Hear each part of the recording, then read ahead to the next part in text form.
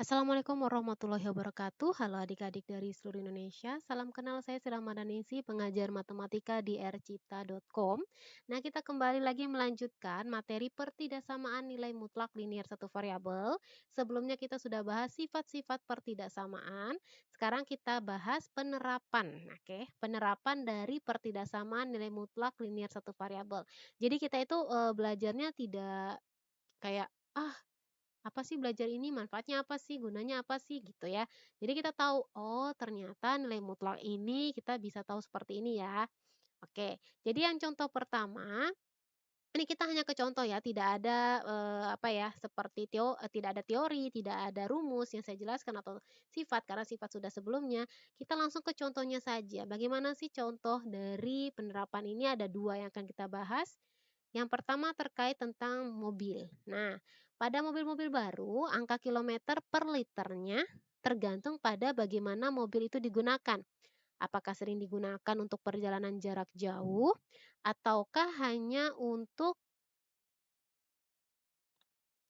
perjalanan jarak dekat ya dalam kota. Nah, untuk suatu merek mobil tertentu, jadi ini tergantung merek mobil ya, angka kilometer per liternya berkisar di angka 2,8 kurang atau lebihnya dari 12 kilometer per liter. Jadi ini maksudnya, eee, mobil tersebut ya, mempunyai kapasitas kalau misalnya 1 liter bensin itu bisa sejauh 12 kilometer, nanti, berkisar di angka 2,8 kurang atau lebihnya dari 12 kilometer per liter dia bisanya gitu ya.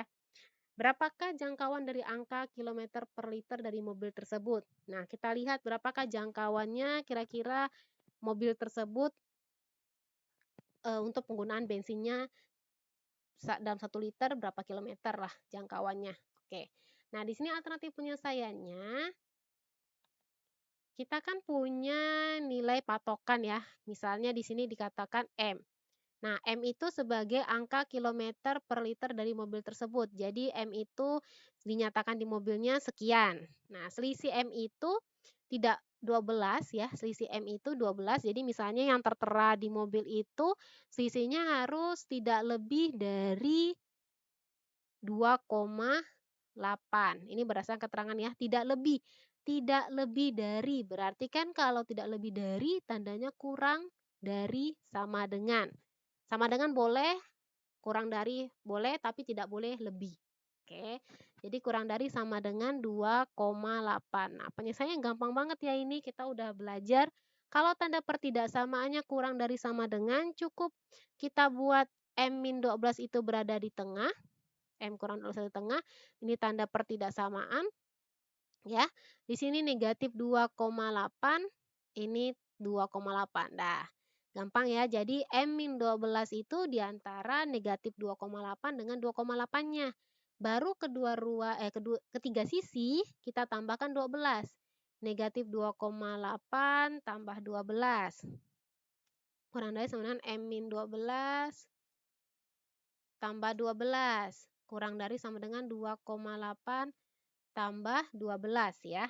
Nah, negatif 2,8 tambah 12, oke kita lihat 10 kurang 2 itu 12 kurang 2 itu kan 10, 10 kurang 0,8, 9,2 ya. Ini M, tinggal M yang di sini jadinya 2,8 tambah 12, 14,8. Nah, jadi jangkauannya itu 9,2 kilometer per liter sampai 9,2 sampai 14,8 kilometer. Bentar kita scroll dulu. Kita lihat sama ya. Jadi M-nya itu angka kilometer per liternya kekisarannya antara 9,2 sampai 14,8. Nah, sehingga jangkauannya ini udah dapat. Kalau misalnya informasi ini ya, informasi terkait, jangkauan seperti ini bermanfaat enggak untuk orang-orang yang ingin membeli mobil? Nah, bermanfaat ya. Jadi kita bisa lihat berapa hematnya penggunaan bensin mobil tersebut. Jadi kita bisa memperkirakan, oh kalau misalnya saya, beli bensin segini nanti bisa untuk berapa kilometer perkiraan. Jadi tidak akan kehabisan bensin di tengah jalan. Jadi penting ya. Nah, ini penerapan nilai mutlak pada kasus kilometer per liter dari suatu mobil. sekarang kita ke contoh kedua. Saya rasa sih sebenarnya untuk penghitungan, adik-adik tidak ada masalah.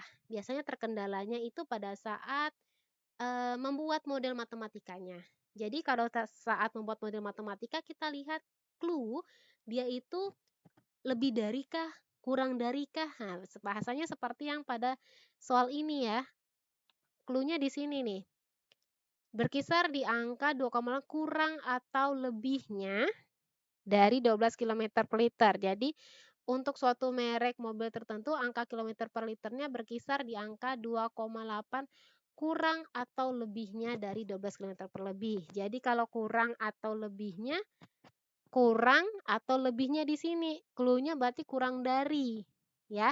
Jadi enggak mungkin dia, kita bilang selisihnya itu akan lebih dari 2,8 gitu. Kita bilang selisihnya ya dia antara antara selisih dia yang angka kilometer yang ada di mobil dengan ketentuan dari mobil tersebut 12 kilometer kurang dari sama dengan 2,8. Nah, kalau misalnya soal yang selanjutnya nanti bisa dilihat tuh apakah dia kalimatnya, tidak boleh kurang dari atau minimal. Nah, kalau udah minimal itu jatuhnya ke lebih dari. Tanda pertidaksamanya lebih dari. Oke. Sekarang dan saya belum lanjut ke contoh kedua. Kita juga harus ingat kalau misalnya buat soal itu harus ada yang kita misalkan ya. Misalkan M. Nah, di sini M ini boleh kok diganti X, diganti A, diganti apapun simbol ya. Yang penting kita tahu M ini apa. Oke, M ini adalah patokan yang kalau kita lihat dengan selisih dari suatu nilai yang diketahui, nah itu gimana? Kurang dari kah atau lebih dari kah suatu nilai. Jadi ada nilai variabel yang kita misalkan, kemudian kita buat selisihnya dengan sesuatu yang diketahui dari soal, kita tentukan tanda pertidaksamaannya, baru kita hitung dengan sifat dari pertidaksamaan nilai mutlak. Oke, itu untuk nomor 1. Sekarang kita ke nomor 2, tapi saya hapus dulu ya.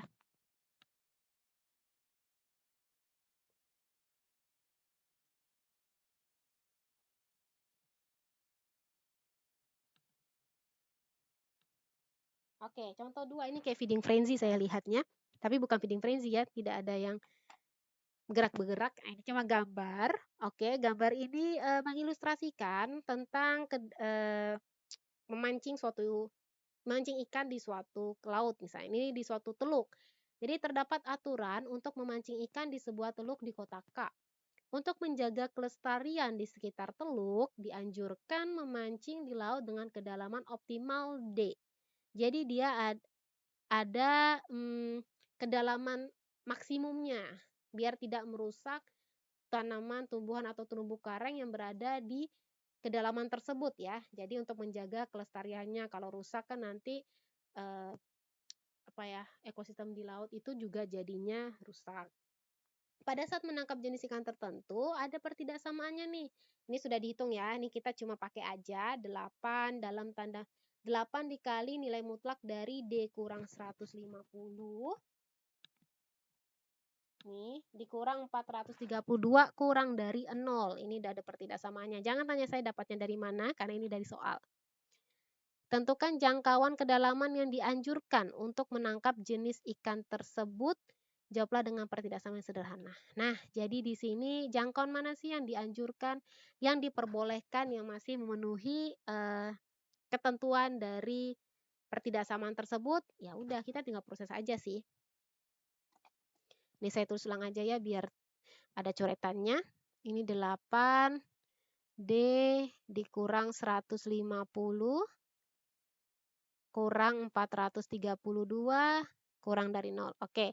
Karena di sini yang bisa kita proses dulu adalah 432, kita buat jadi 0, berarti kita tambah 432 ke dua ruas, atau bahasa adik-adik biasanya sering pindah ruas. Nah, tapi saya tidak setuju untuk menggunakan konsep pindah ruas sebenarnya. Tidak ada konsep pindah ruas, yang ada kedua ruas ditambahkan 432. Oke. Kemudian 8 ini kita bagi 8 biar jadi 1. Sehingga ini kita bagi ya. Kita bagi dengan 8 Sehingga kita punya di sini sisa D min 150 kurang dari 432 kurang 8 432 kurang 8. 432 dibagi 8 itu 54. Nah,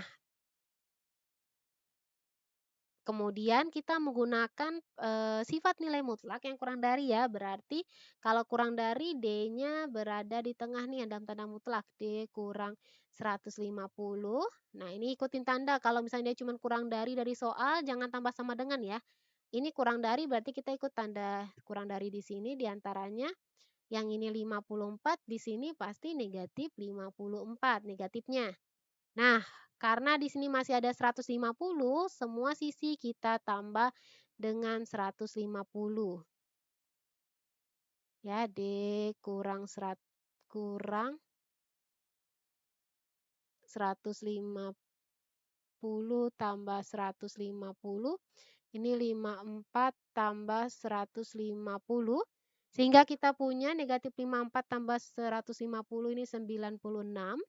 Di sini D 150 negatif 150 tambah 90 habis ya. Ini jadi 204. Oke, jadi kedalaman yang dianjurkan itu antara 96 kilometer sampai 204 kilometer.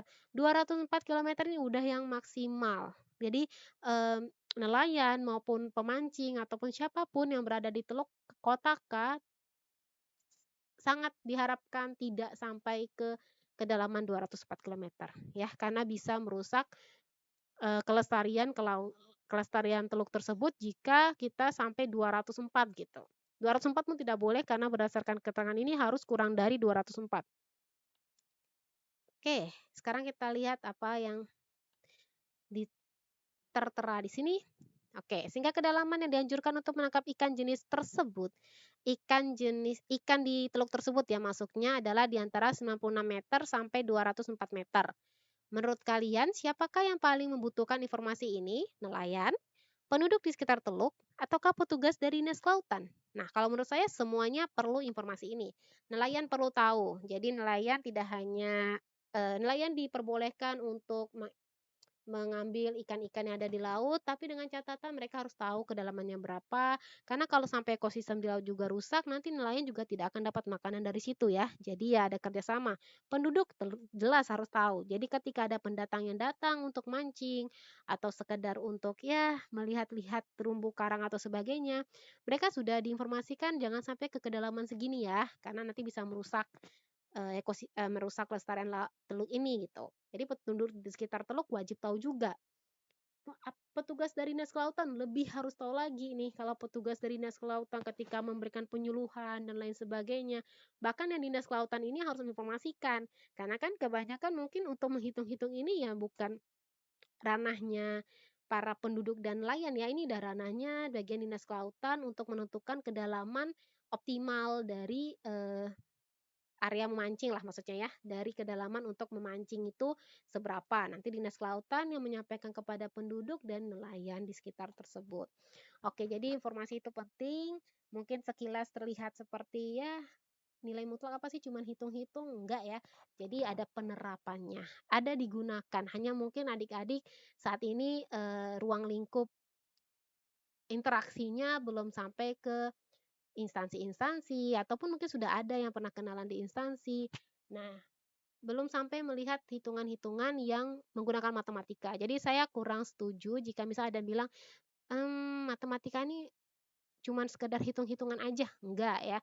Maksudnya bukan hanya sekedar dipakai pas sekolah, enggak. Jadi kalau misalnya kalian nanti di kedepannya pasti tetap akan ada penggunaan matematika walaupun yang dasarnya sekalipun. Ya setidaknya, eee kita punya gambaran, "Oh saya pernah belajar ini," seperti itu. Oke, jadi untuk rangkuman, ini rangkumannya dari awal ya, dari sifat sampai ke penerapan, ada 4 ya, ini hanya sifatnya aja sih yang dijelaskan bisa dicatat ataupun bisa ya hanya diingat terkait pertidaksamaan seperti apa, kalau tandanya lebih dari, tandanya kurang dari, dan ketika mutlak A tambah B, seperti apa jadinya, mutlak A kurang B, seperti apa, itu aja. Oke, jadi sekian materi pertidaksamaan nilai mutlak, nanti kita akan masuk ke pertidaksamaan rasional. Jadi masih di pertidaksamaan.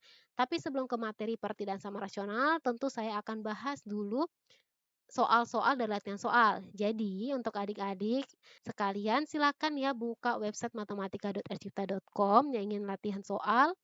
Di materi pertidaksamaan nilai mutlak ini ada berapa soal ya?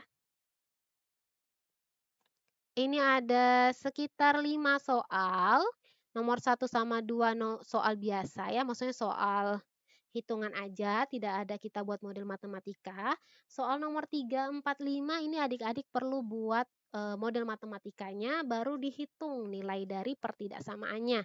Nah, kalau misalnya ingin tahu pembahasannya sebenarnya ada ya, di website ini juga sudah disediakan, tapi kalau ingin dapat pembahasannya bisa mengikuti video yang akan saya sampaikan di video berikutnya maksudnya. Saya akan sampaikan nanti di link bagian pembahasan soal. Jadi silakan dibuka link pembahasan soal, latihan dulu, kerjakan, coba. Baru nanti kalau misalnya udah dapat atau stuck, silakan di pembahasan soal. Nah, jika masih ada pertanyaan, boleh ya ditanyakan ke kolom komentar.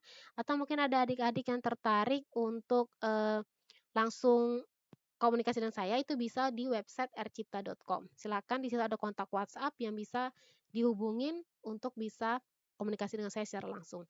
Karena saya kalau misalnya di channel terkadang tidak sering membukanya. Kalau misalnya WhatsApp biasanya langsung masuk notifikasi. Oke, sekian informasi dari saya. Terima kasih. Wassalamualaikum warahmatullahi wabarakatuh.